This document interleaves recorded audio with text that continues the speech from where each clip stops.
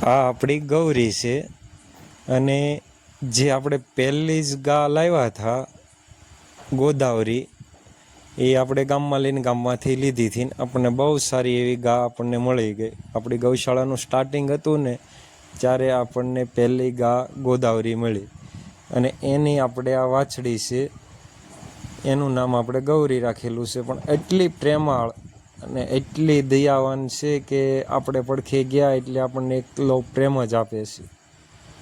અને અત્યારે હું નીરાવ બીરાવ વાઢીને 11-11:30 થયા છે બપોરના, પણ આવીને બેઠો પણ એટલી શાંતિથી એ આપણને વાઘોળે છે કે એની કાંઈ વર્ણન જ અધૂરું છે. અને એટલી મજા આવી રહી છે કે ગૌરી આપણને આમ મસાજની જેમ આખું માઇન્ડ ફ્રેશ કરી દે છે.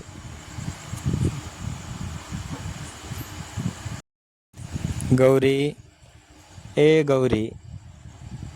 ગૌરી અત્યારે આપણે 11 મહિનાની થઈ છે, પણ એની હલ્દી જેવી છે ને કે આપણે એને સ્ટાર્ટ મયાણા પછી ધવરાવાનું જેથી શરૂ કર્યું ને એટલે થોડોક અડધો આંચળ, પોણો આંચળ, આખો આંચળ 20 દિવસની થઈ એટલે એને આખો આંચળ ધવરાવતી કરી દીધી હતી.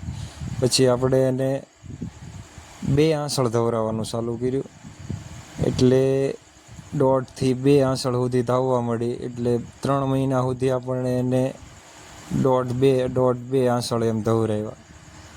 તો દૂધ તો પૂરું ગા આપતી જ થી, પણ હેલ્ધી એની બહુ